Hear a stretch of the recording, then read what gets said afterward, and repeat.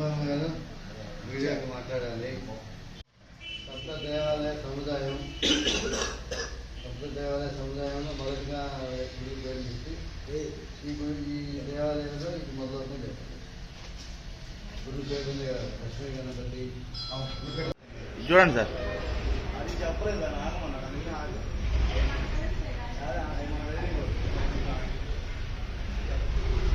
శ్రీ గురుభ్యో నమః. హరి ఓం. శ్వేతపద్మాసన స్థితే దేవి చిదానంద స్వరూపిణి భారతీపుర నివాసిని జ్ఞాన సరస్వతి నమోస్తుతే. మన ఉప్పలపాడు గ్రామంలో వేంచేసి ఉన్నటువంటి జ్ఞాన సరస్వతి దేవాలయం, అలానే మహాకాళి, మహాలక్ష్మి, మహాసరస్వతి స్వరూపిణిగా త్రిశక్తి పీఠంలో ఈ సంవత్సరం 7వ వార్షికోత్సవం. మరి అమ్మవారి దేవీ శరణవరాత్రులు ఎంతో వైభవోపేతంగా ప్రారంభమవుతున్నాయి.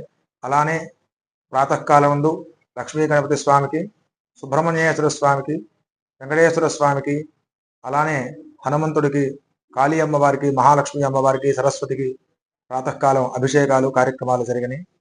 ముందుగా ఈ పూట వినాయకుడి పూజ, పుణ్యాహవాచన, పంచకవ్యప్రాసన, కలశస్థాపన, ప్రతిరోజు కూడా మహాన్యాసపూర్వక రుద్రాభిషేకం, అలానే చండీపారాయణ, బాలపూజ, సువాసనీ పూజ ఇత్యాది కార్యక్రమాలన్నీ కూడా శివకుల అన్నపూర్ణయ్య సిద్ధాంతి గారి ఆధ్వర్యంలో, అలానే కమిటీ సభ్యులు అయినటువంటి అందరి సహాయ సహకారాలతో కార్యక్రమాలు జరుగుతున్నాయి. అలానే ఈ దేవీ శరణవరాత్రుల్లో భాగంగా 26/9/2025 శుక్రవారం పంచమి రోజున సువాసనల చేత లక్ష కుంకుమార్చన, అలానే 29వ తారీఖు నాడు సోమవారం మూలా నక్షత్రం సందర్భంగా జ్ఞాన సరస్వతి దేవాలయంలో పిల్లలందరికీ కూడా అక్షరాభ్యాసాలు, అలానే 1వ తారీఖు నాడు బుధవారం మహర్నవమి రోజున చండీ హోమం, పూర్ణాహుతి కార్యక్రమం జరుగుతుంది. 2వ తారీఖు విజయదశమి పండుగ సాయంత్రం నాడు 6 గంటలకి సమీ పూజ, అమ్మవారి పల్లకీ సేవ కార్యక్రమాలు జరుగుతాయి. కనుక భక్తులందరూ కూడా ఇత్యాది కార్యక్రమాల్లో పాల్గొని అమ్మవారి అనుగ్రహానికి పాత్రలు కావలసిందిగా మనవి చేస్తున్నాం. స్వస్తి. శ్రీ గురుభ్యో నమః. ఈరోజు 22వ తారీఖు సోమవారం నుంచి మన దేవాలయంలో దసరా కార్యక్రమాలు బిగిన్ అవుతున్నాయి.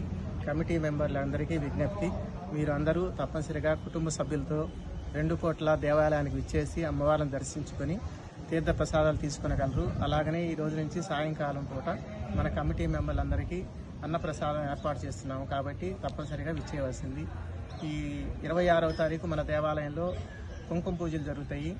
తర్వాత 29వ తారీఖు అమ్మవారి పుట్టినరోజు, మూలా నక్షత్రం రోజు అమ్మవారి పుట్టినరోజు. ఆ రోజు అక్షరాభ్యాసాలు ఉంటాయి, కాబట్టి మీ వంతు సహాయ సహకారాలు అందించాలి. 2వ తారీఖు దసరా పండుగ కాబట్టి పల్లకి సేవ, అన్ని కార్యక్రమాలు ఉంటాయి, కాబట్టి మీరందరూ కుటుంబ సభ్యులతో మన దేవాలయంలో కార్యక్రమాలన్నింటికీ పాల్గొనవలసిందిగా కోరుతున్నాము.